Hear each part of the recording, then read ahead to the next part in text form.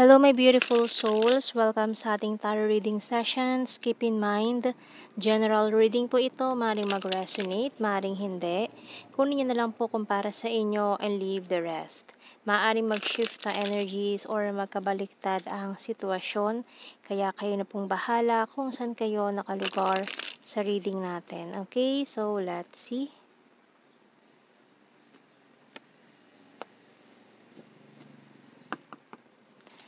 So we have here the Nine of Cups, Knight of Pentacles, the Page of Cups, Five of Swords, Seven of Pentacles, the Queen of Cups, Three of Cups, and the Ace of Pentacles.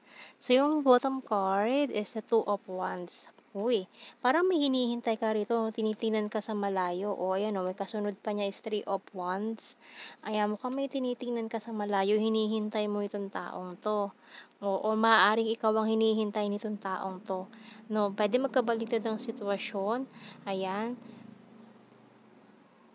And mukhang kung hindi naging kayo nitong taong to, may hindi kayo pagkakaunawaan or misunderstanding na nangyari sa inyo na naging dahilan ng no contact situation. Parang hindi na kayo nag-usap or nag-iwasan kayo bigla kasi dito sa misunderstanding na to.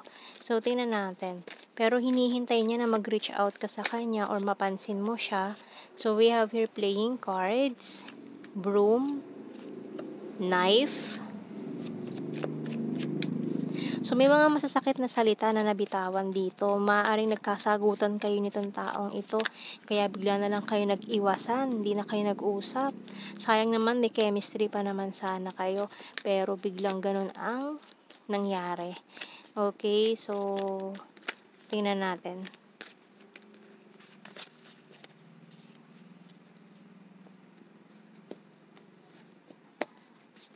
So, bird, falling star, and coffin. Bottom card, medication. Okay. So, ayan, may mga painful words na nasabi, nabanggit dito, no? Pero, tingnan pa natin to. Mga messages natin. Tarot messages, oracle cards. Pero makikipagbati na tong taong ito. No, gagawa siya ng way or move para makipagbati sa'yo, makipag-ayos. So, maaaring lunukin niya yung pride niya para magkaayos kayong dalawa. Oh, it hurts so badly. Willing to take the risk. It's a disaster. Oo, kasi ito yung nangyari sa inyo, disaster talaga. Maaaring napangunahan ng galit, kaya may mga nasabing na hindi maganda, na ngayon ay pinagsisisihan kung bakit nasabi yon. Ayan, may twin flame energy tayo dito. I'm isolating myself to reflect, waiting for you. So, naghihintay nga itong taong ito, feeling left out in the cold. So, bigla na lang ng ghost or hindi na nag-usap talaga, no? So, can I call you? Ayan. So, parang nag-aalangan siya dito eh. Can I call you? So, gusto ko niya kausapin, pero parang ito pa yung ginagawa niya ngayon, isolating, nagre-reflect. And bottom card, ayun. Eto eh, ma-pride tong taong to, no? Pero para sa'yo, kaya niyang lunukin yan. Kayang-kaya niyang lunukin yung pride niya. Maging okay lang kayo. So, tingnan natin dito. I lost myself for a little while. You and I were too young. Kasi inaamin niya naman dito na para naging immature siya. I hide behind material things. It's time for me to heal now. So, ayan, with this medication, kailangan yung mag-heal from these painful experiences. So, we have here, I'm so attracted to you. I wish ito, tingnan mo. I wish I had treated you better. I look for you everywhere. Just being near you is intoxicating. Ito pa, it was my fault but I blamed you. So, nanghihinayang siya. So, tingnan natin to. What ang initials? Nanghihinayang siya. Gusto niyang bawiin yung mga nasabi niya sa'yo. F-A.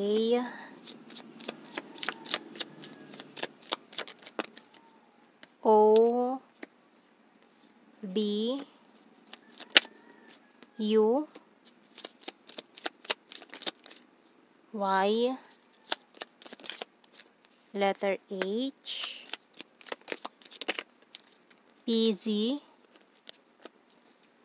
and bottom card natin, letter E. So, kuha tayo ng blue card. We have here, ayan o, separation. Another twin flame card and prophecy. So, kung twin flames talaga kayo nitong taong ito, hindi nyo mapipigilan or mahahadlangan kahit sino pang humadlang sa connection nyo, walang makakahadlang dyan, no? So, tingnan natin. Kuha tayo ng message galing sa ating archangels. At ayan pa, nakita ko pa yung 555. So, angel number. Malaking mga changes ang mangyayari dito. Pagbabago sa inyong connection nitong taong to. Parang biglang mag-shift. Magja-jump into another, parang biglaan. Very drastic change itong nakikita ko dito. Na unexpected. Ayan. So, Hello from Heaven by Archangel Azrael. Your loved ones in heaven are doing fine. Let go of worries and feel their loving blessings. So, ayan o, yung mga ancestors nyo, ginagabayan kayo para maayos tong connection nyo. Lalo na kung if you're dealing with this twin flame, no? So, kukuha tayo ng general signs and messages. So, we have here responsible, fantastic friend, Virgo, Cup is water sign, Cancer, Scorpio, Pisces, September. Sword is air sign, Gemini, Libra, Aquarius. Attractive, divine masculine, Libra. Selfie-holic, Taurus. Future lover, talented, March. Neighbor, killer smile, July. High expectations, birthmark, karmic relationships, smart, travel, mirror, confusing, gorgeous, lake, Sagittarius, and number 4. So, yan ang ating reading, my beautiful souls. Thank you for watching. Take care and God bless. See you in our next reading, guys. Bye-bye. Oops.